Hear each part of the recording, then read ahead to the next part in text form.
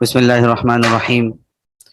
الحمد لله الواحد المتوحد بالوحدانية هو الله، العزيز المتعزز بالعزة هو الله، والقدير المقتدر بالقدرة هو الله، الأول هو الله والآخر هو الله، الظاهر هو الله والباطن هو الله، قبل كل شيء هو الله وبعد كل شيء هو الله، لا خالق ولا مالك إلا الله، والصلاة والسلام على سيدنا محمد صلى الله عليه وسلم، أفضل الرسل محمد، أطيب الرسل محمد، أشرف الرسل محمد، أكرم الرسل محمد، صاحب التاج محمد، صاحب المعراج محمد، وعلى آله وأصحابه أجمعين.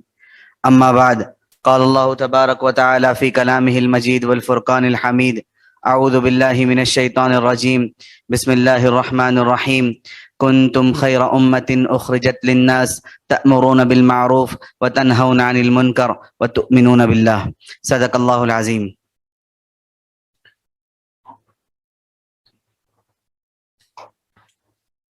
جو ٹاپک مجھے دیا گیا ہے وہ آپ حضرات کے سامنے ہے: اکیڈمک لیڈرشپ، تعلیمی قیادت کا محوری کردار۔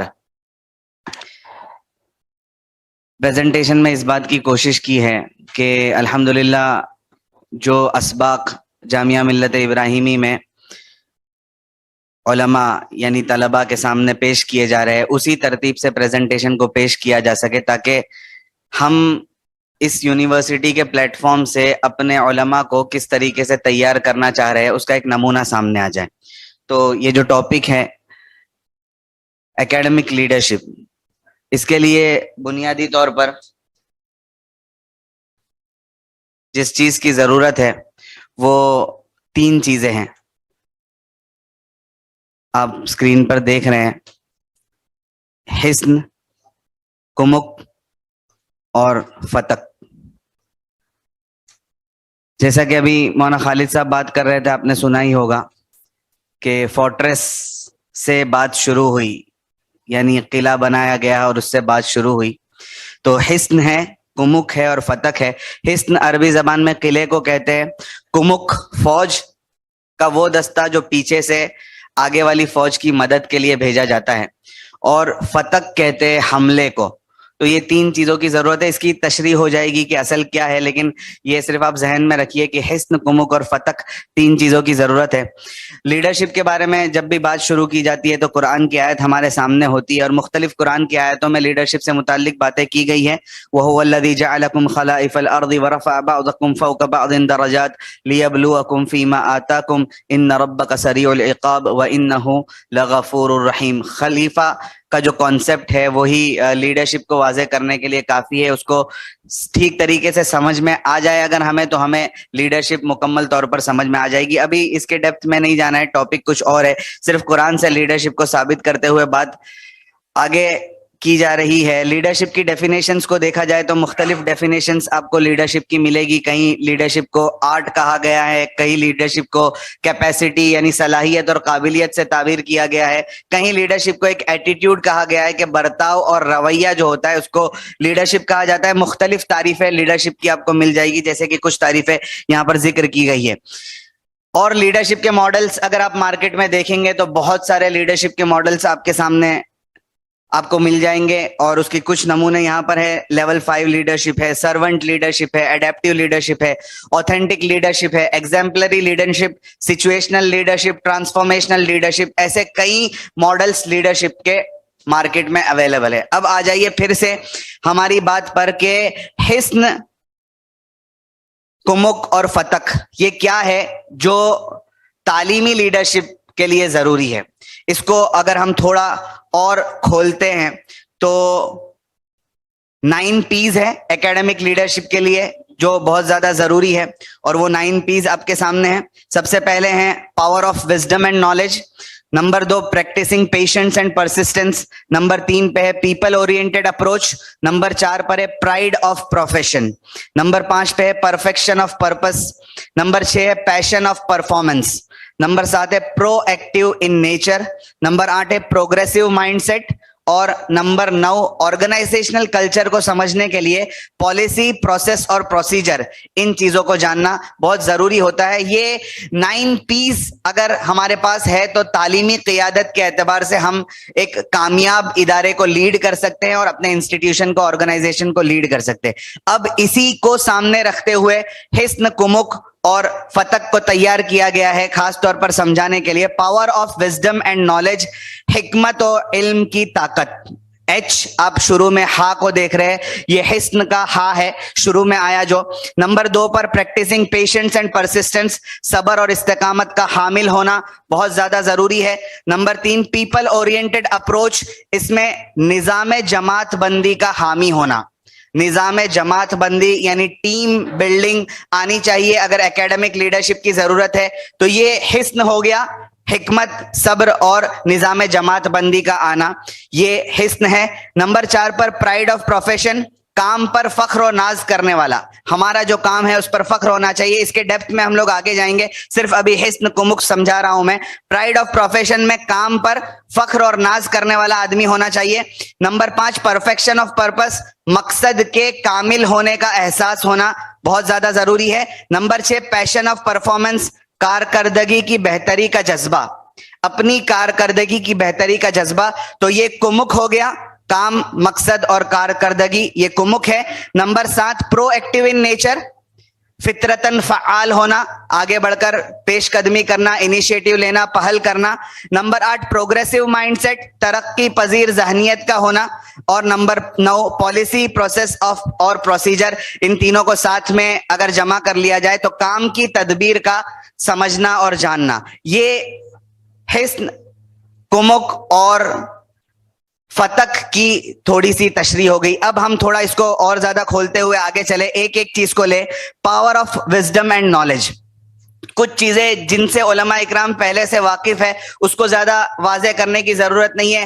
علم کی کیا اہمیت ہے اور اسی کے ساتھ ساتھ حکمت کی کیا ضرورت ہوتی ہے, ہم اس کو اچھی طریقے سے جانتے ہیں. علم اور حکمت کے اندر کیا فرق ہے, لیکن ماڈرن ورلڈ میں, ماڈرن ایجوکیشن سسٹم میں اس کو کس طریقے سے سمجھایا جاتا ہے اس کی صرف ایک جھلک آپ کے سامنے ہے. کچھ کوٹس نالج سے ریلیٹڈ یہاں پر ذکر کیے جاتے ہیں. The learning of knowledge should be never ending. اس میں ایک بات خاص یہ کہی گئی ہے, try to know something about everything and everything about something. اس کی تھوڑی سی کوشش جامعہ ملت ابراہیم میں کی جا رہی ہے کہ بہت سارے سبجیکٹس ہیں, ہر سبجیکٹس کے بارے میں تھوڑی بہت نالج ہونا بہت ضروری ہے, لیکن کسی ایک سبجیکٹ میں ماسٹری کا ہونا بھی بہت ضروری ہے. تو اسی کو واضح کیا گیا, try to know something about everything and everything about something. کسی ٹاپک یا کسی سبجیکٹ میں ماسٹری کا ہونا ضروری ہے, لیکن مکمل طور پر جو اسکول میں بہت سارے سبجیکٹس پڑھائے جاتے ہیں ان سبجیکٹس کے بارے میں تھوڑا تھوڑا علم ہونا ضروری ہے. Knowledge knocks on the door of action, if it receives a reply it stays, otherwise it ڈپارٹس. ہم کو معلوم ہے علم اور عمل کی کتنی زیادہ, دونوں کے درمیان کتنا زیادہ ربط ہے. عمل ہوگا تو علم کام کا ہوگا, اس کی بھی وضاحت آپ حضرات بہتر جانتے ہیں. آخری کوٹ بہت انٹرسٹنگ ہے, آپ کے سامنے آپ نے دیکھا ہے, knowledge is knowing tomato is a fruit, wisdom is not putting one in a fruit salad.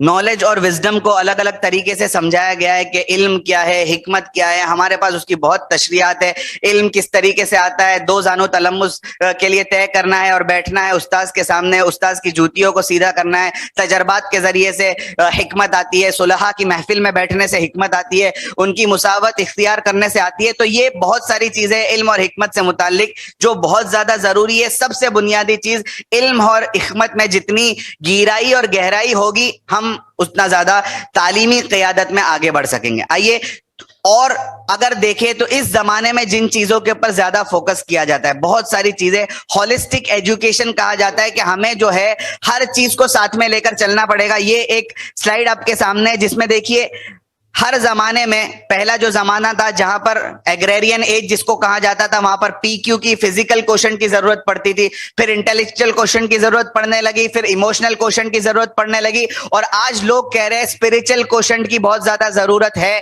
ان تمام چیزوں کو ساتھ میں لے کر چلنا بہت زیادہ ضروری ہے تعلیمی قیادت کے لیے, کہ ہم اس بات کو خود عملی طور پر بھی ظاہر کر سکے کہ بھائی ہمارا پی کیو بھی اچھا ہے, آئی کیو بھی اچھا ہے, ہم جذبات پر بھی اچھی طریقے سے کنٹرول کر سکتے ہیں, ہے, اور روحانیت اور باطنیت پر کام کرنا تو ہمارا بالکل اولین فریضہ ہے. تو ان تمام چیزوں کو ساتھ میں لے کر ہم کام کریں گے تو تعلیمی قیادت میں ہمیں اور زیادہ ترقی ملے گی, ہم آگے چلیں گے. یہ پہلی چیز تھی, پریکٹسنگ پیشنس اینڈ پرسسٹنس, صبر اور استقامت. اس کے بارے میں بہت زیادہ باتیں ہو چکی ہے اور آپ حضرات جانتے ہیں, اس وجہ سے کچھ چیزوں کو میں زیادہ نہیں کھول رہا ہوں, بات واضح نہیں کر رہا ہوں. آپ کے سامنے قرآن کی آیت ہے صبر سے متعلق, یا ایھا الذین آمنوا اصبروا وصابروا ورابطوا واتقوا اللہ لعلکم تفلحون. صبر کی اہمیت کتنی زیادہ ضروری ہے.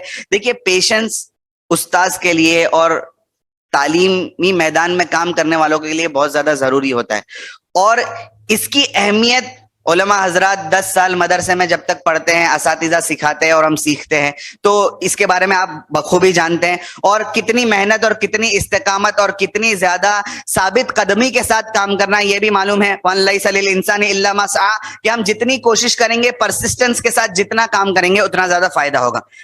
پیپل اورینٹڈ اپروچ, نظام جماعت بندی کا حامی ہونا. اب اس کو بھی ٹیم بلڈنگ کو بہت ساری طریقے سے سمجھایا جا سکتا ہے, لیکن آپ نے یہ سٹوری تو سنی ہوگی ٹیم بلڈنگ کے بارے میں. ایک سٹوری ماڈرن ایجوکیشن ورلڈ میں کہی جاتی ہے, سنائی جاتی ہے کہ ٹیم بلڈنگ کس طریقے سے ہوتی ہے. یہ سٹوری آپ نے سنی ہوگی.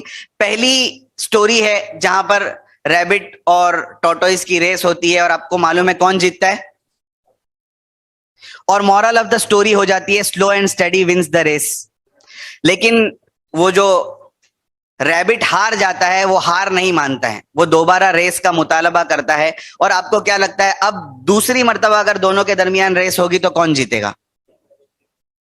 ظاہری بات ہے پہلی مرتبہ اس نے تھوڑا سستا لیا تھا, آرام کر لیا تھا, اب وہ آرام نہیں کرے گا. تو دوسری مرتبہ اگر ریبٹ ریس جیتتا ہے تو مورل چینج ہوگا نا. کیا ہو جائے گا moral? Fast and consistent wins the race.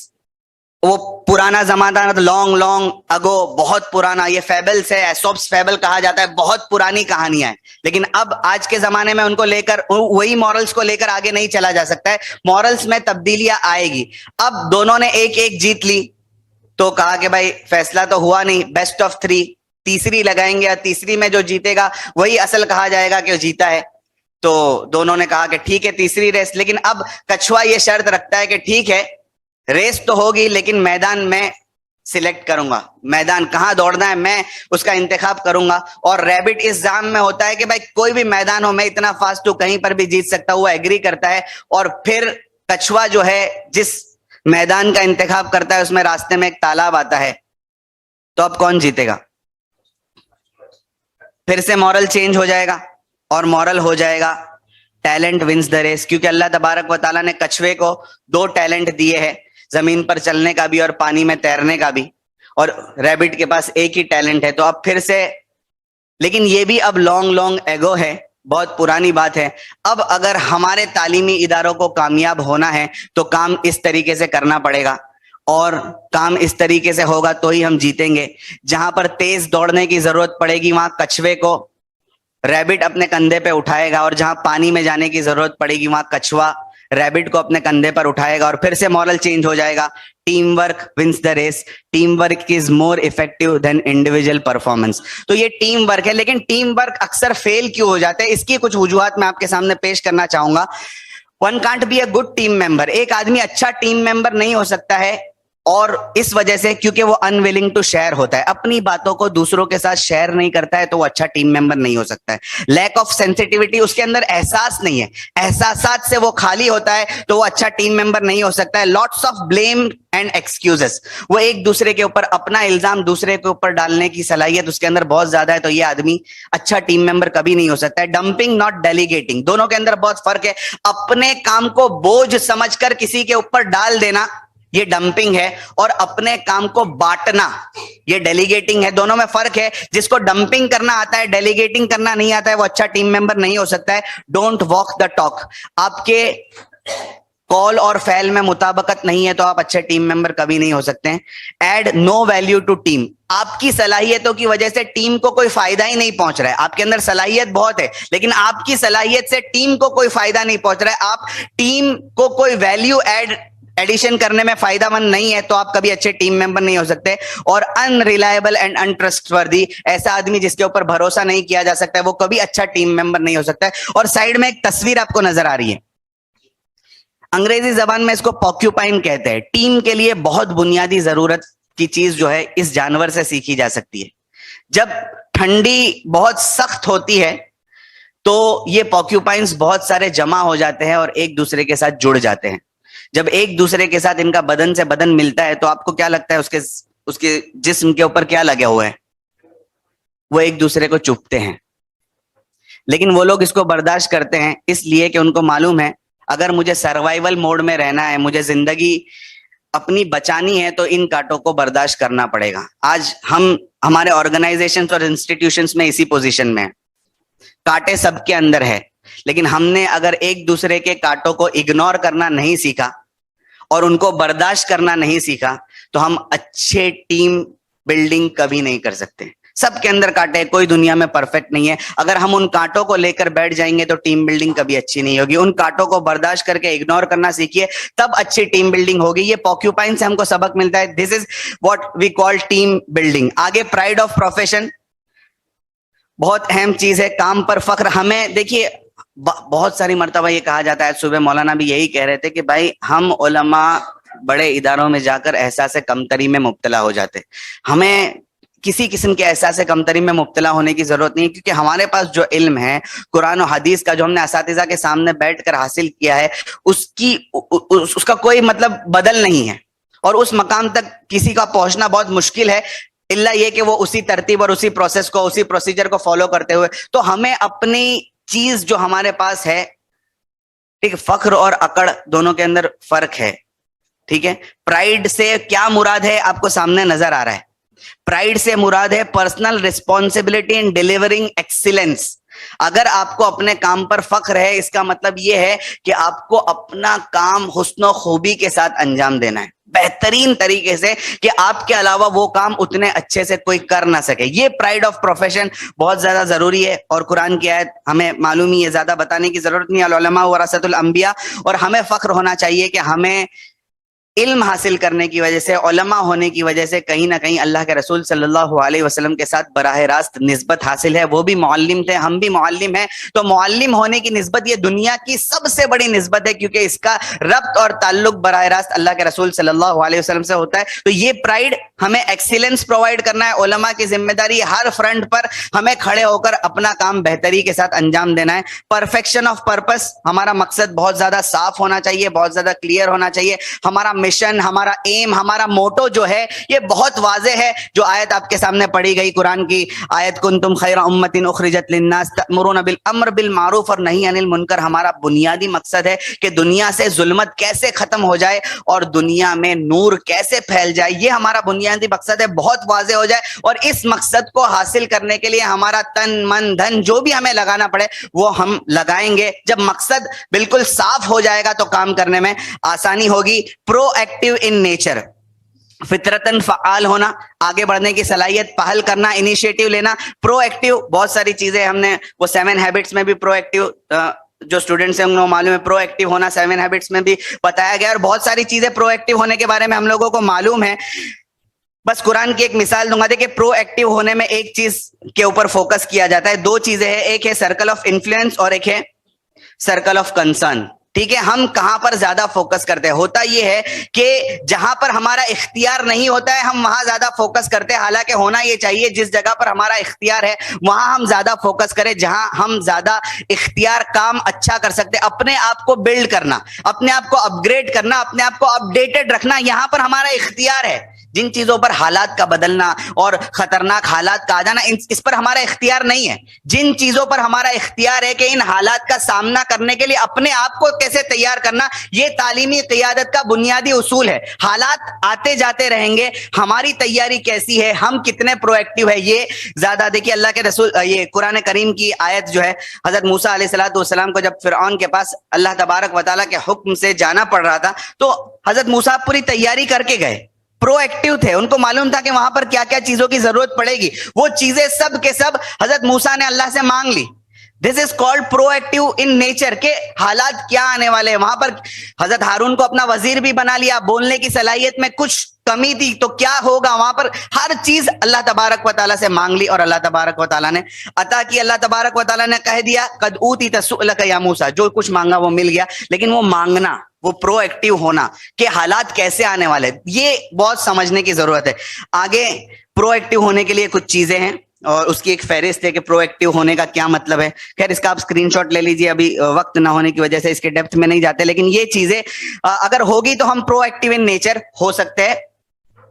Passion of performance, कारकर्दगी की बेहतरी का जज्बा, हम अपने काम को ज्यादा से ज्यादा अच्छे अंदाज में कैसे पेश कर सकते हैं, हमारा परफॉर्मेंस ज्यादा अच्छा कैसा होगा, इसका पैशन अगर हमारे अंदर है तो हम बहुत ज्यादा अच्छे से काम कर सकते हैं। देखिए इसको एक मिसाल के जरिए से समझते हैं कि परफॉर्मेंस के लेवल को आप पीक तक कैसे पहुंचा सकते हैं। पीक परफॉर्मेंस जिसको कहते हैं कि आप नीचे से लेकर ऊपर तक अपने परफॉर्मेंस के लेवल को कैसे ले जा सकते हैं, इसके लिए कुछ स्टेप्स होते हैं। देखिए सबसे पहला स्टेप्स है, आप देखिए यहां पर, मैं पहले आपको दिखा देता हूं फिर मिसाल के जरिए से इसको समझाने की कोशिश करता हूं।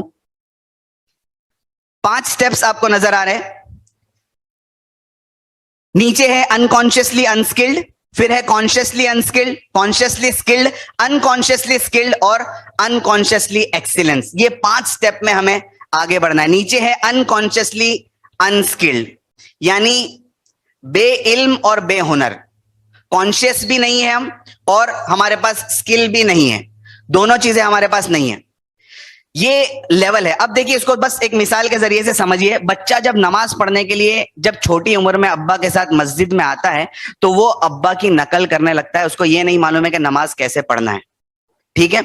और वो अब्बा की नकल करते हुए ये समझ लेता है कि मुझे भी नमाज पढ़ना आती है। वो अनकॉन्शियसली अनस्किल्ड है, यानी उसे ये भी नहीं मालूम है कि नमाज पढ़ना सीखने की चीज है। वो ये सोचता है कि नकल कर लेना काफी है, तो वो उसे ये बात भी नहीं मालूम है कि नमाज पढ़ना सीखना है और उसको नमाज पढ़ना आती भी नहीं है, दोनों चीजें। ये समझ में आ गई बात।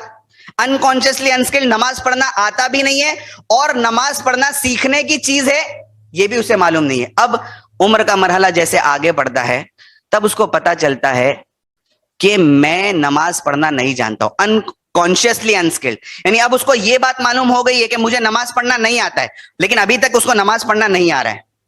वो कॉन्शियस हो गया कि नमाज पढ़ना सीखने की चीज है, लेकिन अभी उसको नमाज पढ़ना नहीं आ रहा है। ये दूसरा स्टेप है। अब उसके पास पॉइंट ऑफ चॉइस है, या तो वो नमाज पढ़ना सीख ले या तो ऐसे ही जिंदगी गुजार दे। इस पॉइंट ऑफ चॉइस पर अगर उसने नमाज पढ़ना सीख लिया तो वो कॉन्शियसली स्किल्ड हो जाएगा, यानी उसको नमाज पढ़ना आ गया, कॉन्शियस भी हो गया और स्किल्ड भी हो गया कि उसको नमाज पढ़ना आ गया। अब वो अपनी नमाज को कितनी बेहतर बनाता है ये उसके हाथ में। वो अनकॉन्शियसली स्किल्ड के मरहले को पहुंचता है कि मेरी नमाज बेहतर से बेहतर हो जाए, इसकी कोशिश। जो हम जाते हैं उलमा के पास, बुजुर्गों के पास जाकर अपनी नमाजें, बड़े बड़े लोग सीखते हैं अपनी नमाज के लेवल को और अच्छा करना। और सबसे ऊपर वाला लेवल जो है अनकॉन्शियसली एक्सीलेंस का लेवल, जो सहाबा को हासिल था कि तीर लग जाए तो नमाज में खड़े हो जाते थे और कहते थे कि भाई मेरा तीर उस वक्त निकालना जब मैं नमाज में हूं, क्योंकि वो एक्सीलेंस का दर्जा है नमाज की। इस दर्जे तक पहुंचने के लिए हमें मेहनत करना, और इसी को हम आम जबान में कहते हैं, इसको, इसी मिसाल को आप दूसरे तरीके से समझ लिए, अनकॉन्शियसली अनस्किल्ड। मेरा 10 साल का बच्चा है, मैं गाड़ी चला रहा हूं, मेरा बच्चा मेरे बाजू में बैठा है, वो मुझे गाड़ी चलाते हुए देखता है और कहता है कि अब्बू कितनी अच्छी गाड़ी चला रहे, बहुत आसान है गाड़ी चलाना। अनकॉन्शियस है कि गाड़ी चलाना सीखने की चीज है, और अनस्किल्ड है, उसको गाड़ी चलाना भी नहीं आता है। फिर क्या हुआ, उसको कॉन्शियसली अनस्किल्ड करने के लिए मैंने उसको ड्राइविंग सीट पर बिठा दिया कि भाई तू बैठ और गाड़ी चला। अब जब मैंने उसको बिठाया तो उसको एहसास हुआ कि भाई मुझे तो नहीं आती है, यानी अब उसको कॉन्शियसनेस आई कि भाई मुझे गाड़ी चलाना नहीं आता है और अभी भी अनस्किल्ड है। अब उसके पास पॉइंट ऑफ चॉइस है कि वो गाड़ी चलाना सीखे। फिर वो गाड़ी चलाना अगर सीख लेता है तो कॉन्शियसली स्किल्ड हो जाएगा, ठीक है। लेकिन अभी भी उसको भीड़ वाली जगह में रिवर्स लेने में डर लगता है। कॉन्शियसली स्किल्ड तो हो गया, लेकिन अभी भी गाड़ी चलाने में कॉन्शियसनेस यानी बहुत ख्याल रखना पड़ता है। फिर एक मरहला आया कि वो देखता है कि भाई बहुत सारी मर्तबा अब्बा गलत काम करते हैं कि फोन पे बात करते करते भी घर से निकलते और ऑफिस पहुंच जाते हैं, गाड़ी चला रहे लेकिन अनकॉन्शियसली स्किल्ड हो गए, यानी ध्यान नहीं देना पड़ता है। یہ وہ مرحلہ ہے. اب یہاں تک لوگ پہنچ جاتے ہیں, لیکن اس کے آگے کے مرحلے پہ بہت کم لوگ پہنچ سکتے ہیں, یعنی ریسنگ ٹریک پر گاڑی چلانا. یہ ایکسیلنس کا درجہ ہے کہ ریسنگ ٹریک پر اگر گاڑی چلانی ہو تو یہ مراحل ہمیں طے کرنے ہیں اپنے پرفارمنس کو پیک تک لے جانے کے لیے. تو یہ پیک پرفارمنس کے کچھ ایگزامپلس ہیں. خیر دیکھیے, ایک بس آخری بات کو کہہ کر میں اپنی بات کو ختم کر دیتا ہوں.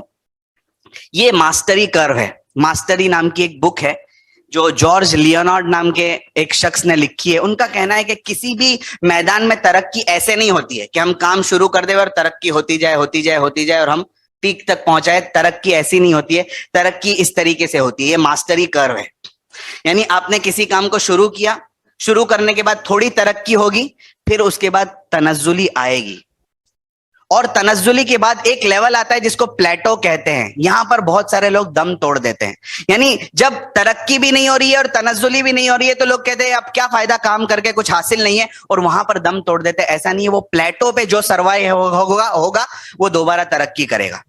جو پلیٹو پر سروائیو نہیں ہو سکتا ہے وہ دوبارہ ترقی نہیں کرے گا.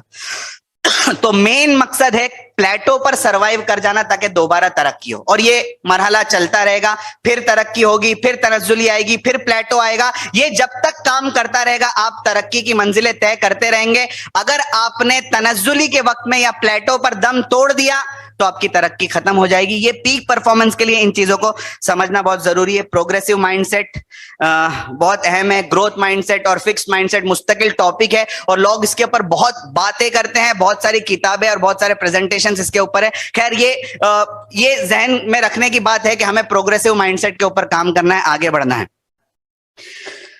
یہ ایک اور نقشہ ہے, LOT اور HOT, لوور آرڈر تھنکنگ سے ہائر آرڈر تھنکنگ کی طرف کیسے جانا. یہ ٹیکسونومی کے بارے میں بھی بہت ساری باتیں ہوتی ہے, لیکن یہ پیک پرفارمنس میں یہ سب چیزیں سکھائی جاتی ہے. اور اخیر میں پالیسی, پروسیس اور پروسیجر ہے. بس میں اس کے ڈیپتھ میں نہیں جاتا ہوں. پالیسیز کیسی ہوتی ہے, آرگنائزیشنز میں پالیسیز اور پروسیسز اور پروسیجرز کو فالو کرنا پڑتا ہے, تب جا کر کام ہوتا ہے. دیکھنے میں یہ سب چیزیں بہت مشکل ہوتی ہے, اور مولانا خالد صاحب جیسے کہ ابھی بتا رہے تھے بہت خطرناک حالات آنے والے, بہت خطرناک حالات آنے والے, بہت خطرناک حالات آنے والے. بس میں اس شعر سے اپنی بات کو ختم کروں گا. زندہ رہنا ہے تو حالات سے ڈرنا کیسا, جنگ لازم ہو تو لشکر نہیں دیکھے جاتے. جزاک اللہ احسن الجزا. السلام علیکم ورحمۃ اللہ وبرکاتہ.